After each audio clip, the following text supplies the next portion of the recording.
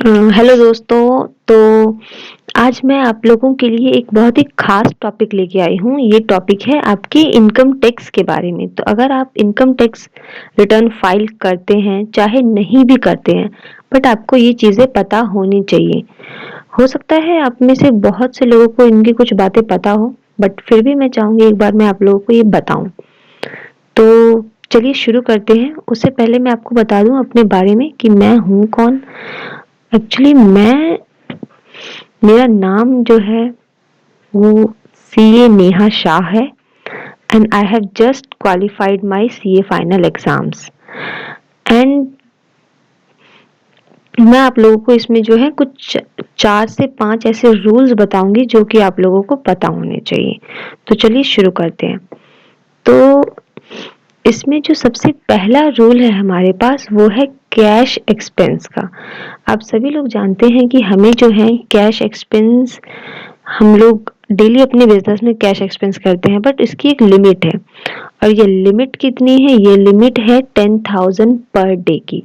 यानी अगर आप एक दिन में, आप बिजनेसमैन हैं और आप एक दिन में 10,000 या उससे ऊपर, 10,000 से ऊपर, एक्चुअली 10,000 तो नहीं बट 10,000 से ऊपर अगर आप खर्चा करते हैं एक दिन में कैश में, तो इससे आपको जो है वो एक पेनल्टी लग सकती है। इनकम टैक्स डिपार्टमेंट की नज़र आप पे पड़ सकती है।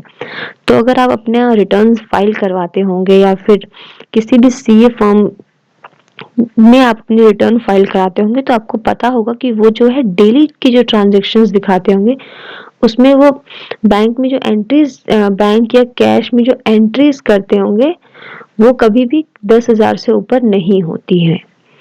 फिर सेकंड नंबर पे हमारे पास आता है लोन।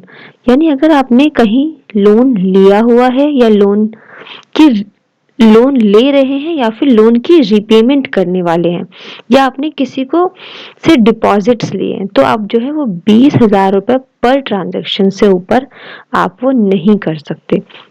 सेम वही, इसमें भी वही है। अगर आप ऐसा करते हैं तो हो सकता है इनकम टैक्स डिपार्टमेंट की आप पे नजर पड़े और आपको जो है पेनल्टी भरनी पड़ सकती है।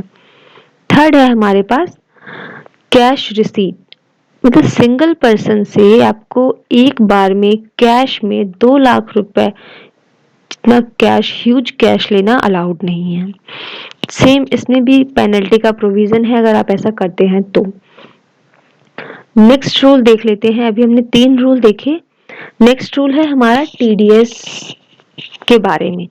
तो ये क्या कहता है कि अगर आपने कैश विड्रॉ किया है बैंक से, अब हर कोई, हम लोग कैश विड्रॉ करते हैं बैंक से, बट अक्सर ये दिक्कत बिजनेस में आती है कि अगर आप बिजनेसमैन हैं या फिर आप एक नॉर्मल पर्सन भी हैं, सैलरीड पर्सन भी हैं, और आप कैश विड्रॉल करने वाले हैं अपने बैंक से, जो कि डिपेंड, अमाउंट कितना है डिपेंड करता है इस चीज पे। अगर आपका जो ट्रांजैक्शन है वो 20 लाख से कम का विड्रॉल है, तब तो कोई टीडीएस नहीं कटेगा, कोई इन्फॉर्मेशन जो है वो इस मामले में डिपार्टमेंट के पास जाने भी नहीं वाली।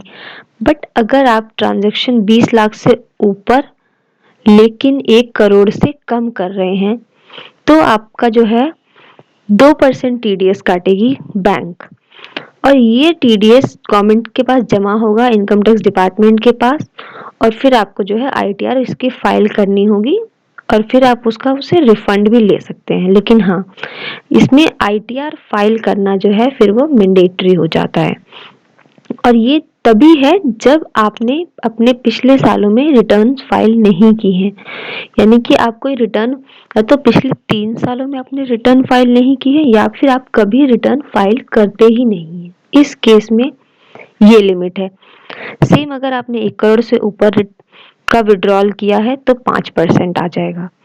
और अगर आप जो है आपने पिछले सालों में रिटर्न्स फाइल की हैं, आप शुरू से रिटर्न फाइल करते आ रहे हैं, तो फिर आपके लिए एक ही स्लैब है और वो है 5% का, और 1 करोड़ से ऊपर की ट्रांजेक्शन्स पे। यानी अगर आपने 1 करोड़ से ऊपर का कैश विड्रॉल किया तो आपका 5% टीडीएस कटने वाला है। नेक्स्ट रूल देखते हैं अब हम। ये जो रिस्ट्रिक्शंस है ये सबके लिए हैं। ये रिस्ट्रिक्शंस क्या हैं?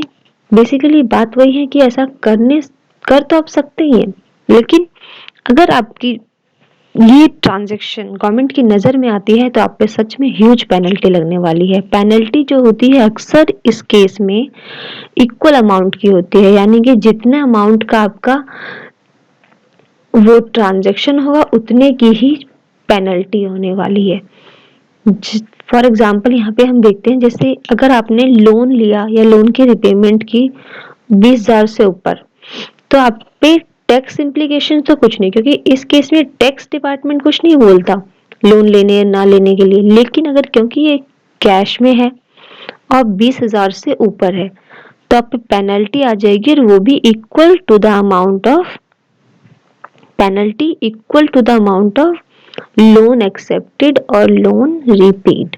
चाहे आप लोन लो, आप कोई एक पर्सन है ए, उन्होंने क्या किया, बी को पैसा दे दिया, तो बी पे भी ये पेनल्टी आ सकती है। लोन लिया है इन्होंने, और जब बाद में बी ए को देंगे यही पैसा, तो फिर से बी पे आ जाएगी, क्योंकि उन्होंने यहाँ पे क्या की, रीपेमेंट की।